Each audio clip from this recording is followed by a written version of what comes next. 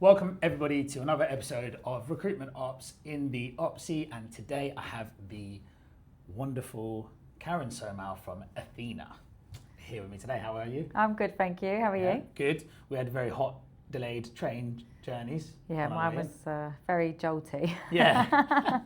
Where'd you coming from? Essex.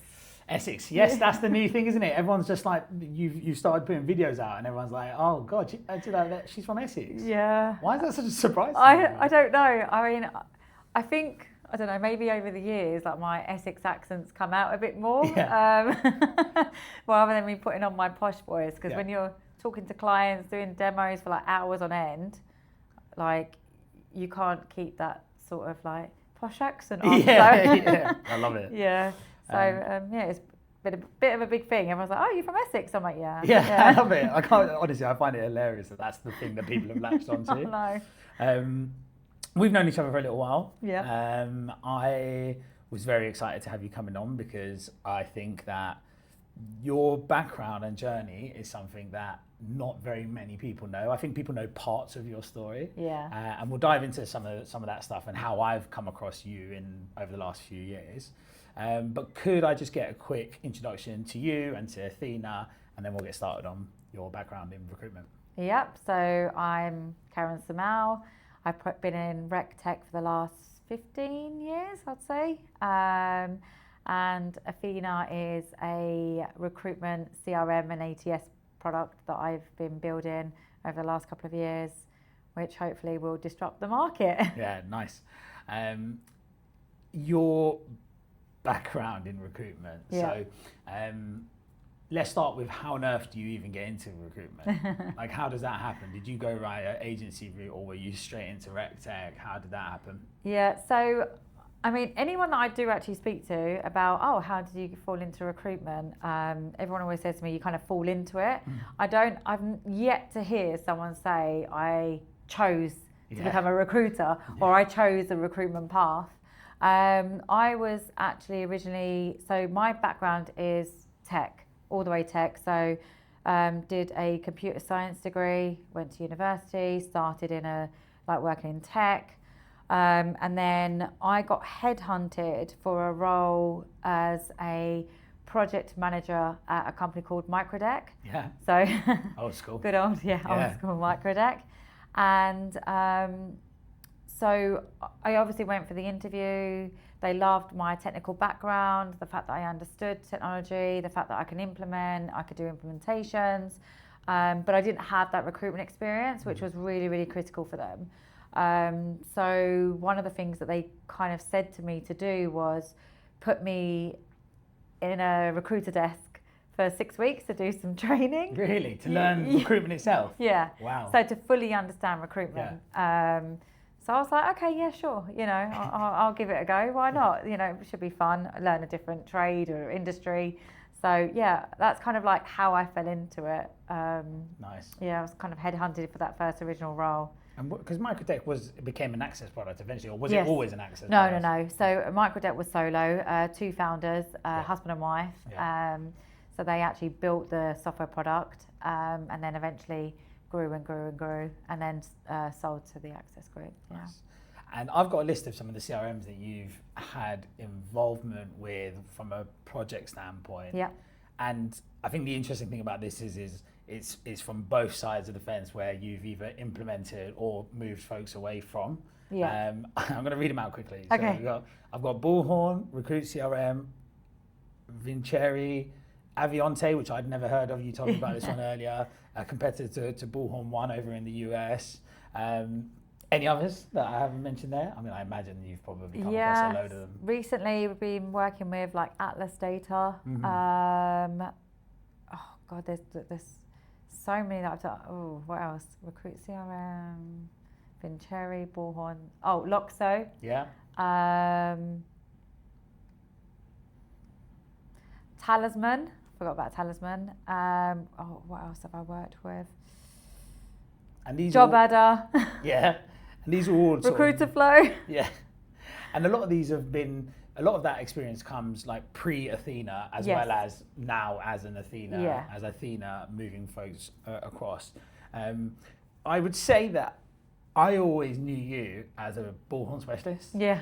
Because of all the WhatsApp groups I was in, if anyone would ask a question about, oh, we need some help with Bullhorn, whether it was like, you know, automating something or customizing it a little bit, your name would be one of the first ones that always got mentioned in the group chat. So that's what I always knew you as.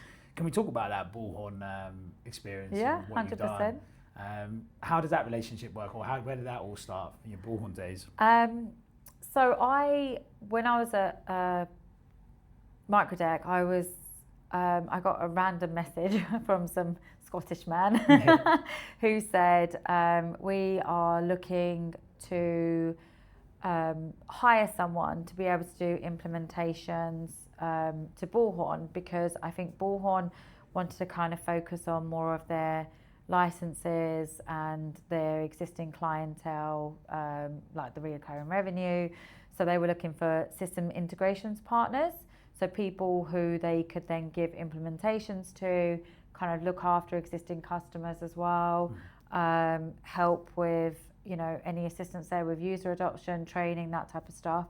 So I was kind of headhunted into that role. And that's where it kind of evolved. So I put in like the implementation structure there, kind of helped build that business up and their growth as well. Headed up the professional services team and the project management team as well. So how they did implementations and, you know, being involved in the product side. So looking at identifying gaps in Bullhorn and how they could build their own apps to fulfill those voids as well. So that's kind of where it started. And then I kind of built up my knowledge, like based on that. So I used to work in the Bullhorn office once or twice a week, speak to I'm very curious when it comes to technology, like always wanting to know. So, you know, I spent time with their product team, got under the hood of, you know, what the infrastructure, and how we can kind of like build into it, build out of it, those type of things as well, customize it. And then obviously when I went solo, I had a lot of like inbound again, a lot of Bullhorn clients or people trying to implement Bullhorn, reaching out to kind of help with that transition as well. So yeah, that's kind of how I got stamped as the Bullhorn lady. Yeah, honestly, genuinely, I always say it's good to be known for something. Yeah.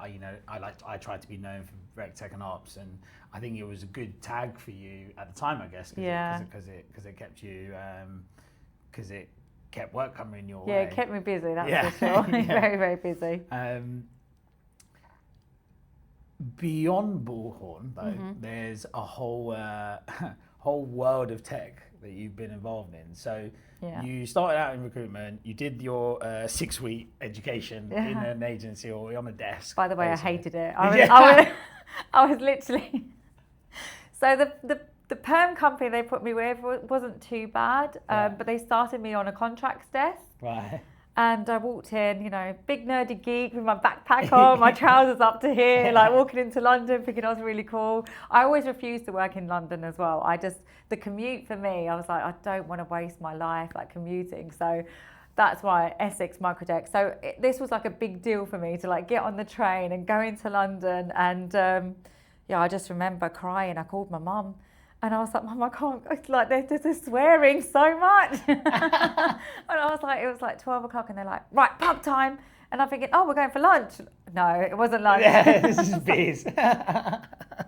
So I was like, is this for me? And then, you know, my mum was like, no, darling, don't worry. You know, this is not what you're doing. You're doing the technology side. You just need to understand recruitment. So, yeah, sorry. Yeah. So, nice. Yeah. Yeah, I mean, what a way to learn about what recruiters are like, though, because I think from a tech consulting perspective, you do need to understand the industry 100%. And stuff, because there's lots of tech folks that I think have tried to do a lot of work with recruitment agencies, and it just falls flat because they don't understand the pressures around it. I was very naive actually.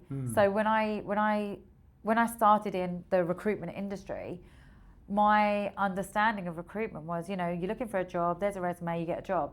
I didn't understand about, you know, consultancy, RPOs, exec search, retainers, or, you know, even contracting, the temp market. So I used to think temp and contracting is the same. Oh my God, did it open my eyes? Like, so I think like that is really, really important as well to understand as well, especially when you're talking to clients. Yeah. I think some people, they work in one sector or they work in one sort of like employment type and that's all they know. So it's very, very difficult when you have a client come up to you and speak to you and say, you know, I need to put in like billing milestones, and you're like, well, what is that? You don't have an understanding. So I think it's very, very important to educate yourself. Yeah, and I mean, 15 odd years in RecTech and across multiple different products that are known for different markets, etc. Yeah. You would have seen the whole lot and the whole gamut of it. Yes, but, seen a lot. But you, I think it's longer, but I don't want to give out my age. I don't want to disclose how old I am. We're close to your birthday as well. Don't mention that. But in that time, whilst you've been doing all of the RecTech stuff, okay, you've also done some just very cool tech stuff that a lot of people just don't know about. Again, like Bullhorn Lady, but I'm going to list them very quickly, and I'm just going to get you to talk to me about some of those because it must have been fascinating to work on. Some of them are somewhat related to recruitment, but you did JCB's sub-procurement system. Yeah. You did the NHS database for mental health services. You built a data enrichment tool. Yeah. You built a Power BI tool, which allowed you to do some analysis on data set. You built the team network's new exchange that they've just released. So that's somewhat close to the recruitment space. Vidmology, which is obviously Gary Eldon, friend of ours, products and platform for learning. We're speaking to you about Rec Experts as a platform once we're ready to get off the white label product. I mean, I actually don't know how you fit all of that in like that year, all of that time. But you know, why did you take those gigs on? Why did you do those bits of work? So the dev side kind of spun out for me. So when obviously working on Bullhorn, I started, you know, clients were like really, really frustrated with certain aspects of it. So I had like my first ever client come to me and say, I don't like the shortlisting view, like the binocular view, because, you know, when you're kind of got the recruiter head on, if you're on a shortlist, on a job and you're talking to a candidate, you're kind of qualifying them, updating information, updating their skills, you're on the phone to them. Like Bullhorn didn't allow you to do that. So I had a client that moved over from Microdeck, like one of my OGs as he would. And he moved over to Bullhorn and he was like, this is one thing we can't get our heads around and we're struggling. So he's like, is there anything we can do? So then, I mean, this was going back quite a few years. So I was like, yeah, sure, we can build something for you. So we built a custom app. And then from that, it kind of then spun out. So word of mouth got out. Oh, Karen built this for us. I think Bullhorn Support asked them, like, who built this for you? Like, this is unique, you know? And then they mentioned my name. So then I started getting a bit of like, Karen, can you help with this client? Can you help with that client? So building things that sat on top of Bullhorn, their Kanban. And then it started being word of mouth. I mean, you know, like I don't really advertise. I don't really like putting myself out there, or you know, even with the Athena gig or anything, I've never really kind of said, oh, this is what we've done. So everything has been kind of like referral based or like word of mouth, and it kind of then spiraled out. So as we was building out the business in Dubai, a company was then introduced to us and had like wanted to see things that we built, and then that's how we kind of got the JCB gig, because they were the first sub distributor in the Middle East.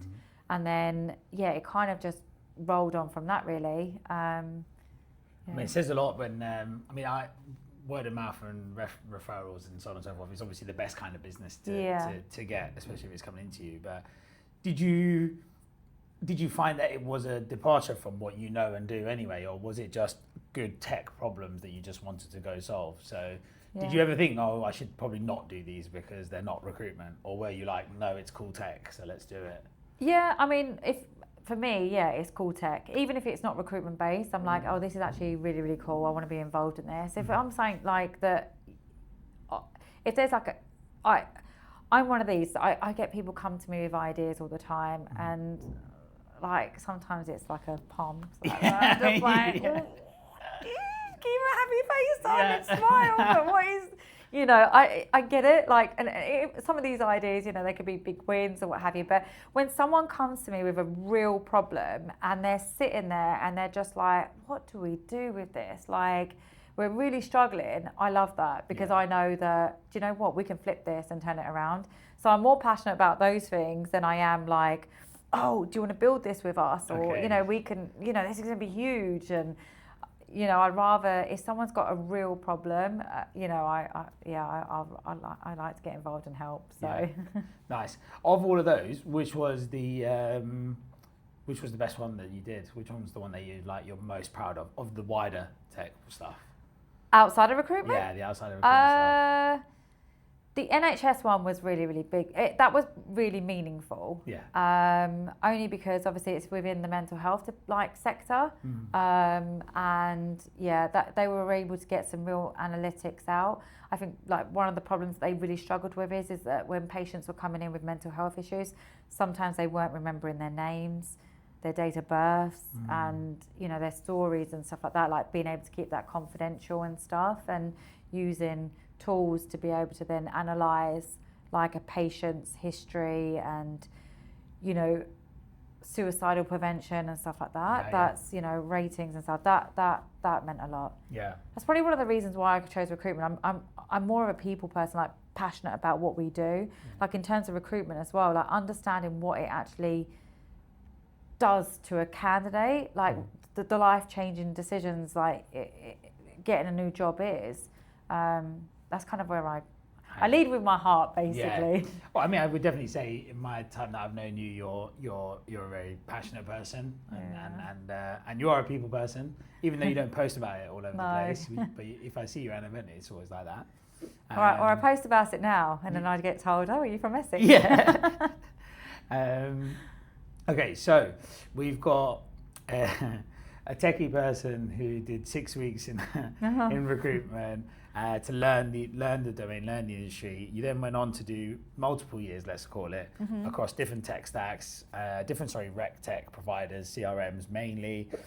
Been to God knows how many projects, different types of markets, search, temp, contracts, perm. Spent a chunk of that time with focusing on around the Bullhorn ecosystem, developing it, customizing things outside of it. Plenty of wider tech experience, which I love, by the way. Thanks. And then Athena is born. And then before Athena, was there something else? Was there, like, when did Athena start? When was like the concept of Athena first born? Okay, officially, I remember we was at, when I was at Kylo, we was at Scottish House, and we had like a meeting with all the Kylo people and saying, right, let's identify gaps as to how we can solve problems and sell apps initially. And I remember me calling out saying, why do we not just build our own CRM and ATS and compete with Bullhorn? Yeah. And everyone just looked at me like stunned, thinking, is this girl off her head?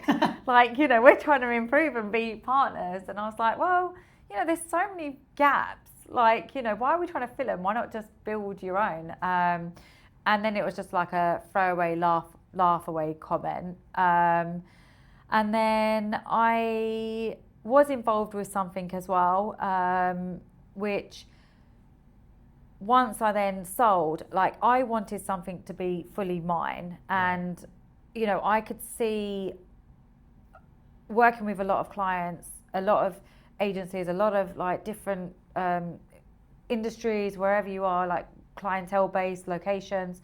I mean, this probably as well as I am. Even though you have like every recruitment agency has their own unique way of working. Yeah.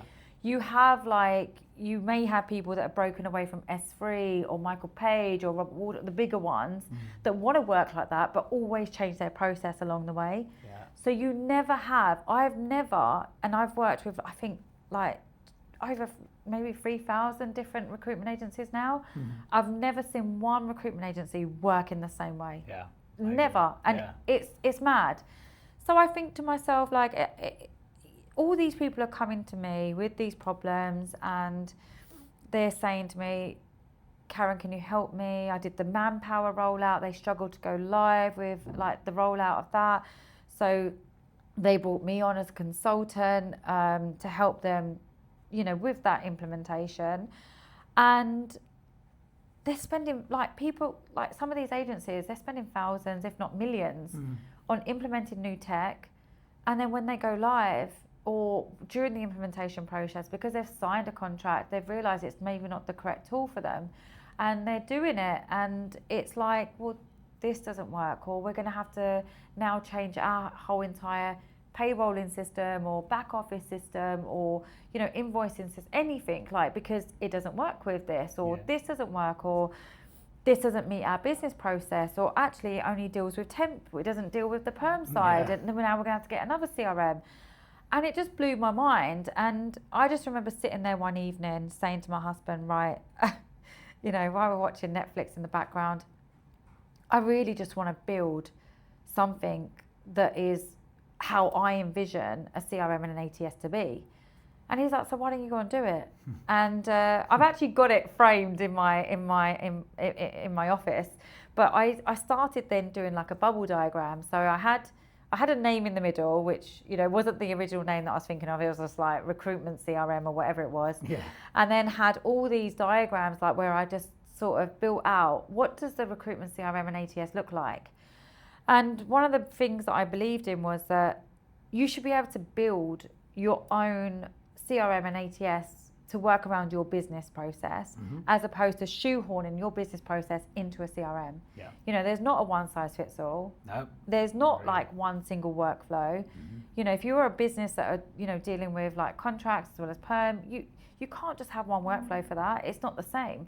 You may have niche clients that work with you and say, we want you to handle the onboarding process. A lot of people are mentioning now about how can we be different as a recruitment agency and offer more to our clients. Is that we take the onboarding process on, or is it that we be more consultative, or we do the assessments for them? So looking at that, RPOs, for example, it's a lot more intense in terms of like interview processing, blah blah blah. So I'm like, why can't you have that in terms of like your workflows, or build it out? Or why are so many CRMs restricted to you can only have 10 custom fields or no custom objects? And unless you pay more. And then it's like a 6-week turnaround, professional services fees. So I sat there and I was like, let me go and research this. Surely someone's thought about this, right? There must be somebody that's surely thought about this to make the first customizable ATS CRM system that customers can then go and configure to themselves. And we went out to market, and the only thing that kind of came close was like if you was to like use Salesforce from the ground up, right, and then build in all the recruitment, like the ATS on top, and all the other tools. So like ground up building from the platform, basically. Which would require dev, exactly. Yeah. So then I was thinking, okay, so we could potentially build it on Salesforce and then allow it to then spin it off to people so they can build whatever they want. But then, it does come with like, again, you need specialized Salesforce developers. Yeah. You need people that are going to implement it with Salesforce experience. You're stuck in the Salesforce ecosystem. Yeah. And then also the price tag, I thought it was very, very expensive. Platform fees and stuff that you've got to pay. Yeah. So I then decided, okay, let me really research this. I hired somebody, so it was my first ever hire at Athena, to do like in-depth UX and UI research. And then we started building it out. Obviously I have a good, network of people that have kind of done this before, or that have been in the industry, understand how technology worked like senior in Bullhorn or Recruit CRM or other systems. So I asked them for advice, and they were like, whoa, Karen, what you're trying to achieve is a lot. Like, it's going to become unsupportable. Really? Is that what they said? Yeah. Wow. It's going to be very hard to support. And that's why no one's really thought of it. Because if you think about it from a support access, you're logging into an environment, someone's talking to you about, oh, my GDPR tab's not working. Or, I'm a model agency and I'm, hair color field isn't working. Like, how do you identify what that is on the support system? Yes, because actually fields have back end names and front end names, yes. and actually you need to be able to know which is which exactly. to support it. Yeah, okay. And so if they called up and said, my model agency tab's not working, people are going to be like, what? Because that could be field number X7292. Exactly. Yeah. So they're like, if you're doing this, or if you're able to change all the titles of like the files tab, and they said my documents tab, like, it's going to be really hard to support. So I was like, do you know what? Screw it. I ain't listening to no one. This is what I want to do. I'm going to go and do it. So I did it. God behold it. Yeah, some people were right. Yeah. I'm not going to admit that. Well, I've just admitted it. But yeah, I do understand where people have come from now. But I mean, you need to go through it though, don't you? Yourself. You got to go through that. Yeah, and we're happy. Like, I'm really happy with what it gives to the clients now. So so that's kind of.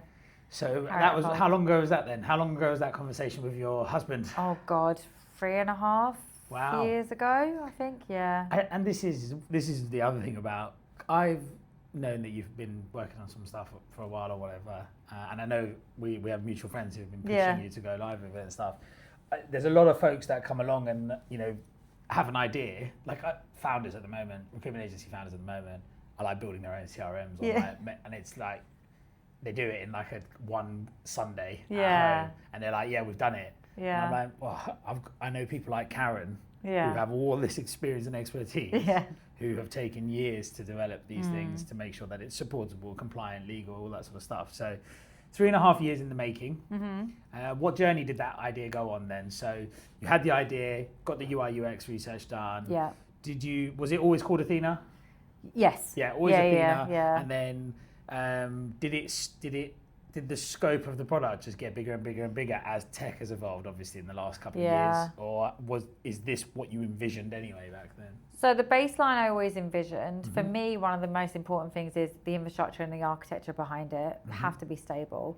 I mean, I work with solo founders, but then I also work with the bigger enterprise level clients. So when I was building this out, I was like, we need to be able to hold this like a million plus records. We must be able to store 2 million candidate records with 50 million files. So that was always in the back of mind. And how has the AI, because obviously the tech in this last year or so, I mean, all the CRM vendors, all the RecTech providers that I've spoken to always say the speed at which they can now develop because of the AI support development that they can do. They've ripped up roadmaps, and if they see a competitor doing something now, they can just go and try and build it themselves. But in this last year, with the emergence of AI, has it changed that vision of Athena? Yeah. I mean, I say it now as well. I said it before. Like, the way I see CRMs and ATSs going, I'm always like, they should not be a filing cabinet. It should be your sole running of the business. And I think with technology now, I think eventually it will become the soul of the business, because the way it is evolving, like, my personal view is, other than taking out the compliance side of it, with technology and how it is evolving, like, my view on CRMs and ATSs is that it will be like a data store of telephone conversations, WhatsApps, your messaging, your emails, your note take, whatever it is, that is all stored, and you'll be able to interact with your CRM in a different way. So imagine you had, ChatGPT that was just on top of your CRM that is feeding through all of this information. So I'm then saying to it, I'm a contracting business or a temp agency, and I've got a substitute teacher I need to fill for tomorrow. Like, I can quickly then say, what teachers are available tomorrow that don't have a booking, blah, blah, blah, blah, fire out an SMS, who's available, yes, right back to the system, booked, done. Love it. That's kind of how I envision the way, it being, rather than the old Boolean search this and the consultant site hasn't updated this candidate's availability date and this and that. So that's nice. Do you know what's funny? We're recording at the Device HQ because Device are obviously proudly sponsored by Device, and me and Nick spoke about it on his episode where we were like, why when the technology is available are we still putting the data capture in the hands of people that don't understand the value of the data, Yeah. or just don't care, or Yeah. have other pressures, or Yeah. are human, Yeah. so they might forget. I think it's bizarre. Like I've been saying to everyone that you need that AI comms layer, you 100%. need that in your business, and clear flow. I also think that it can act as like guardrails to Yeah. ensure process is followed or good Yeah. questions are asked. My dream tech stack at the moment is like a dedicated VoIP, Yeah. like a device, Yeah. or others, there are others available, but like a device that captures your call, prompts the recruiters to ask the right things, because Yeah. everyone forgets things. Yeah. The prompt for the notes captures it in a way that's useful and helpful, updates some fields, and then that way you know when you're interacting. I use the word soul of your agency. Yeah. I love that. Yeah. That's going to be the strap line for this episode. It's going to be Athena, the soul of your recruitment agency. Yeah. But I think that's, if you don't do that part of it, you just can't have it as the soul. You Yeah. can't have it as the central repository. Totally agree. And again, you mentioned device. We did think about building a telephony system, and we was like, because that's what we need in our core product. But when you've got tools like device that do it so well, you mentioned about, vibe coding, people like bring up tech, we could build it, but do we know if it's going to be stable? Our call's going to drop, our SMS is going to go through correctly. Obviously it's going to be WhatsApp for business. So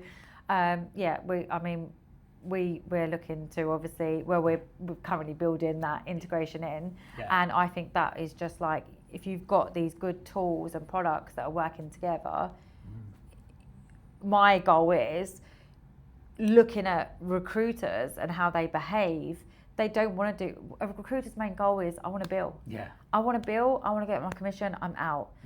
I had a terminology that was like the perfect placement that I always use, that analogy. So whenever I look to analyze like customers' environments or databases or how they're operating, one of the biggest things is looking out for perfect placements. So you've got a perm role, for example, which is you've got one candidate shortlisted, Yeah. one interview and one placement. Yeah. It's like, that recruiter must be amazing. Yeah. Like, they must be the best recruiter in the world. Yeah. And it's like, because they can't be bothered No. to log it all. No. And I try and say, like, listen, that second candidate that you had potentially that went through the interview, but the other candidate got the role, could be a really good match for you to use for the next role, or 100%. And I'm like, why? Because they don't want to do the admin. Yeah. So how can we reduce that? How can we reduce them taking in all the notes or and remembering everything or jotting it down? I'm one. I don't like taking notes. No. I have Fathom or note takers or whatever running in the background, Fireflies, Fred, all of them. But I love to have a piece of paper. Yeah. Even it's just habit. So I'll take notes anyway. But like having that note taker there, and then me being able to analyze that note or that conversation, it's just so much easier. Yeah, I think where some agencies I go to and the quality, I think we always talk about tech not being successful in recruitment agencies or not landing or failing. Yeah. And I've got to say, in my 3 years of consulting, I think the number one recommendation I've made is training. Like you go look at qualification call notes and you're like, well, you're not very good at qualifying candidates, or I've looked at you, I've listened to some of your call recordings for your cold calls for BD, and the opening lines are rubbish. Like no one wants to hear them. And then sometimes you hang out with founders and directors or senior people, you realize actually their workflow, the way they do recruitment, their commercial understanding of this bit of information could be valuable here. They don't have that. No. And that's why I think people are also then not logging the stuff, because they don't see the commercial value of it. They don't. Like the obvious one that you mentioned is like these candidates that go through interview process are obviously good enough to get an interview, so we should be thinking about where we can place them. Yeah. But then the flip side, there's so much more. It's like, if you can capture the data as to what your ratios are for pushing people through, that's a benchmark. Now you can look at improving them. That's also data that you can go to market with 100%. to say, oh yeah, we send 5 people, we book 3 interviews, and we make 1 placement, 5, 3, 1. That's like imagine putting that in a PDF and sending it to all your target clients, going, these are our ratios. You're only going to have to review 5 CVs. You're only going to have to interview 3 people. So I think that it's easy to look at the tech and say, oh, the tech hasn't worked for us. But I just think people's actual way of doing recruitment, how good they are at recruitment. I call them there are some agencies I refer to as like spit and sawdust agencies. They're like the Gold's Gym of recruitment agencies. You go in and they're like mobile phone, like a few spreadsheets, and maybe like an old CRM where they just throw their CVs in. Yeah. But they're all billing 300 grand ahead. Yeah. And it's like, that's like, they are profitable. And then you sit in their offices and you hear them on the phone, and they are like asking for leads, getting manager names, asking for referrals on every call. They're just doing good recruitment. Yeah. When I go into those agencies, I'm like, wow, if you got yourself a VoIP solution and a properly AI-driven CRM, you would make even more money. Yeah. So anyway, this is where it comes from the operations side, though. This is what we're saying about ops. Like people, I think they underestimate operations as well, and that side of the business, because they're just like, oh, it's working. Yeah. But then what happens when those top billers leave? Yeah, exactly. Like if they go, or obviously, like if someone's doing that well, they tend to, I'm going to sell out on my own. Why am I giving Joe Bloggs this amount of money when I could be, and then they're stuck. That agency's stuck because they're top billers. And then how do they train those other recruiters on what this top biller's doing? Or how can you even define? I remember someone was saying to me, they're like, oh, this was a really good qualification call or a BD call. And I'm like, but how do you measure that? Yeah. And then how are you then distributing that to your other recruiters? Yeah. So,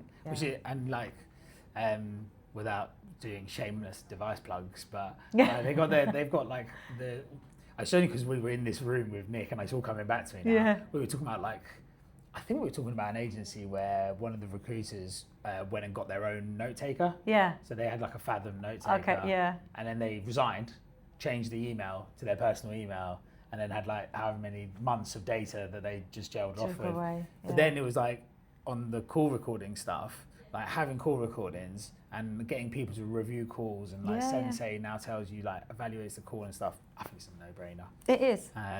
It's keeping your data protected as well. Yeah, exactly. Like, you need before, a strategy for that. I remember if somebody left and then like you'd have business owners call in saying, Karen, can you go through the audit trail? Can you go through the audit trail? Like, is there taking any data? Yeah.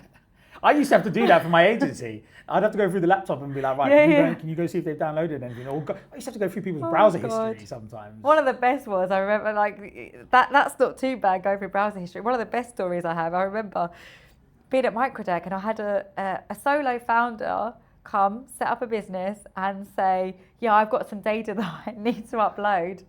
And it was literally like faxes or pictures of like data, because you couldn't. Oh God! And I was just like, oh, what is this? I don't want to get involved in this. In that first agency I worked at, there was a guy who was planning on leaving. Yeah. He wasn't doing a lot, but he was planning on leaving. They knew, or they found out basically, because I think it slipped out maybe from like the industry, because he was going to a competitor that he was going to be leaving. Yeah. And in that office, when you got let go, there was a giant sales floor. Yeah. And then there was the reception, and where the reception was all the meeting rooms and the entrance. So if they pulled you in for a meeting, you had to walk through the sales floor, past reception to the meeting room. Yeah. People would get pulled into those meeting rooms. Yeah. Then our ops director at the time, she would come in and you'd see her walk in. So if someone walks into a meeting room and then she came into the sales floor, she would go straight to their desk and get all of their personal belongings, just grab all of their stuff, and then you'd know that they were getting let go there and then.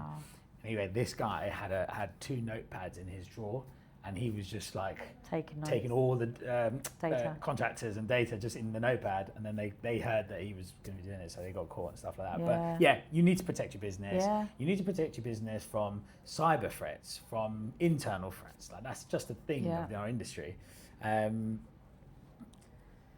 Athena. Mm-hmm. I think it's landing very well from the sounds of it. Numbers are growing, and I think obviously people are proud of you. I'm proud of you. You can tell that like you things that fair founders might not be aware of. When you've got a CRM, a new CRM, relatively new to market CRM, because it's been around for a while, but relatively new to market CRM that is picking up integrations with people like a Device who are fairly established in the short time that they've been here, is a sign of the fact that you've got enough users that they want to come and integrate. Like that's a thing, right? And founders and agency folks might not know that. Can we talk a bit about how it's landed? Like, where are you seeing customers geographically? Yeah. Any sector type trends that you're noticing? You mentioned earlier you've got solos up to enterprise grade, so I'd love to just talk a little bit about the customers, typical customers that you're finding. So customers vary. Industry wise, I mean, we've got people from education, tech. I have actually been posting, trying to do it, clients that have gone live with us as well from like this week onwards. All different sectors, lawyers, which I was like, oh, this is interesting. Yeah, nice. But yeah, all different sectors. We have got clients at the moment in the UK, quite a few in the UK, North America, Vancouver. We've got, I was mentioning earlier, we've got 6 quite big clients out there, which I'm going to see soon. So that's good. Middle East, Dubai. And we're speaking to a few in Europe at the moment as well. So yeah, it's. What's the? Is there any trend in terms of like perm contract or temp? No. So perm contract is a big one. We've got we've built out the platform in the sense of we wanted to make it contractor friendly.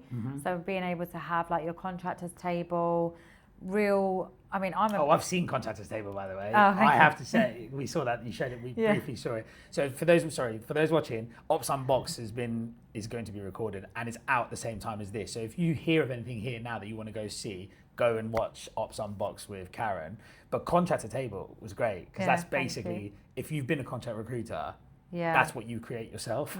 Always. The first thing you create. I used to do it for my new starters. Oh, really? When my delivery consultants used to join, I'd be like, right, here's your runner's table. Because mine was called Size Bible.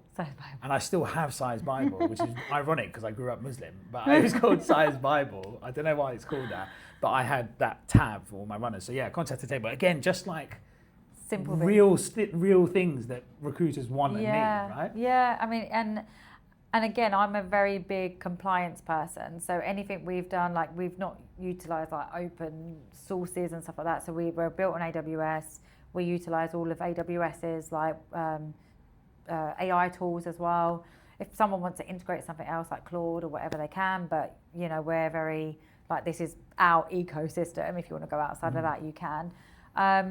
But yeah, so things like the contractors table, We've obviously got that in, like things to make it easier as well. I forgot the question. But if there was any trend, but perm and contract. So you're seeing perm and contract, that's good. Perm and contract. And we've got the ability to be able to add those different workflows in. So clients, perm, contract. We've actually got an RPO client as well. So we actually built, so we've got the Kanban view, which makes it easier, drag and drop, taking candidates through process. So we did actually build like the list view as well because they're dealing with volumes, like, we're talking, thousands of applicants a day. So taking them through that process.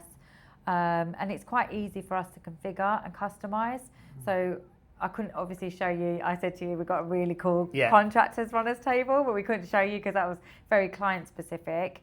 But we can, build and customize it to what the client obviously needs and wants. So being able to, when you make a placement, locking those placements down. Always hear things about the compliance and finance team moaning, they've changed this placement, it's been approved, and they go in and edit it. That baffles me. Like finance have probably tried to issue this invoice and then they want to change something. So I'm like, no. So we've got obviously all the whole change request,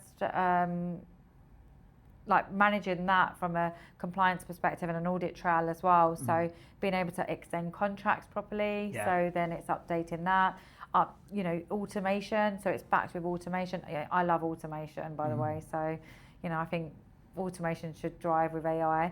But you've got your automation stuff is not just like sequencing and outreach, but we're talking about like field updates and things like that, and built in like if this, do this, that kind of automation. We didn't want to make any assumptions. We didn't want to make any assumptions of any sort of recruitment businesses. This is how they work. That's what what this means. That's what that means. So even during our data migration process, we do a full analysis of the client's existing process. And then we take it all out. We give them actual stats of numbers. So if they've got like 6 different, candidate statuses, what do they mean? Yeah. For us, if someone's in process, it means they've been shortlisted against a job, but someone else, it could be when they're in interview stage or whether a CV's been sent. So even with that, the way we've designed the system is like you have your is active or not active flag. Mm-hmm. So if you've placed someone permanently, you can then put them as not active, but then you've got the status of why, because they've been placed. So then you can automate all of these, and you can use automation then to take them out, depending on, some agencies, depending on what their rebate period is, they want to take them out straight away. So, being able to do that, and you hold the keys to the car in that sense, being able to navigate what you want as a business, to be able to automate all of those type of things as well. So. Nice. Yeah. So, I have one last question. Yeah, sure. Well, no, two more questions. One question is just a silly one. Why is it called Athena? Oh. I'm fascinated by product, like how people come up with names of products or companies. I'm not going to lie, on Companies House, there's hardly any names available anymore. Yeah. And then I was like, do I really want to be like so-and-so, trading as, in the real world, if I could have called it Karen CRM, that would have been great, but would it have gone down well? No. I wanted something powerful. I wanted something to start with A, because I felt like I wanted to be the first CRM with the A name. And Athena, to me,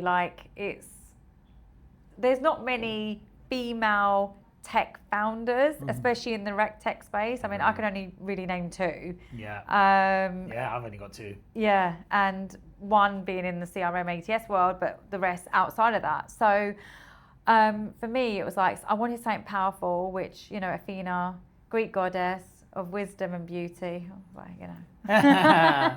it. So, clever about the A. Yeah, well. I was just thinking, there you go. Okay, and then my last final question is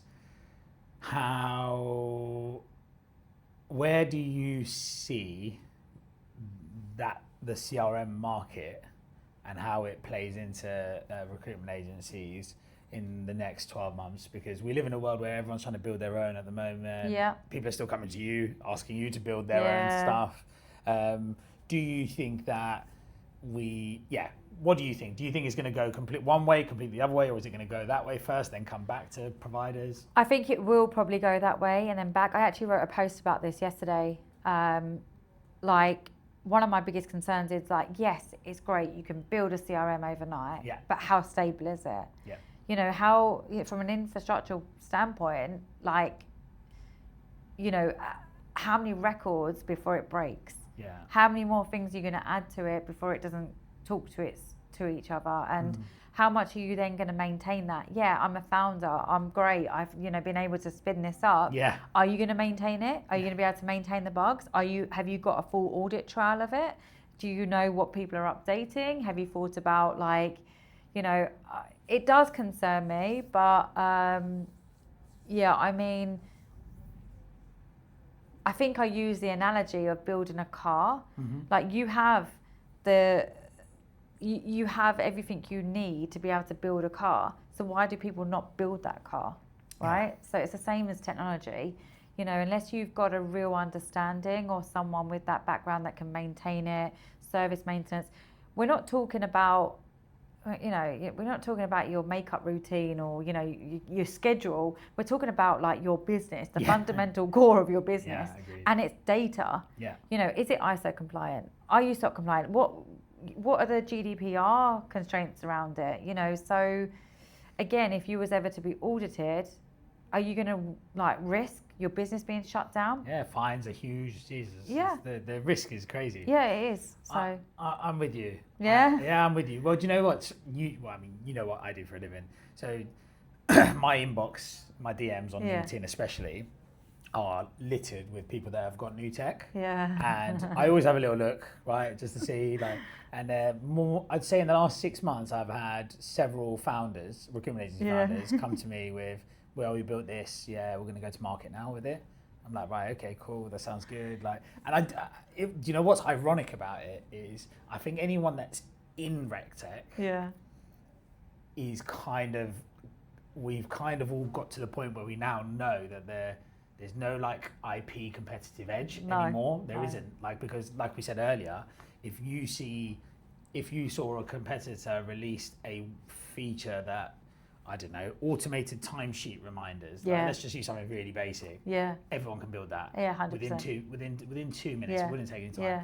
So I think people, seasoned technologists, and especially specifically RecTech, have realised actually everyone can build everything now. Yeah. So they got to find different ways to differentiate and just go deeper with relationships. Whereas recruitment agency founders, it's the first time building anything, and so it's like, wow, that works. Yeah. And they think it's like unique, but actually the reality is you spent an entire Sunday doing it. Yeah. They would do it in half an hour, and they would plug it into their existing service maintenance stuff. So I spoke to so many people about it. Andy Simpson from River, obviously newly branded River. Nick Device, we've spoken about it so many times.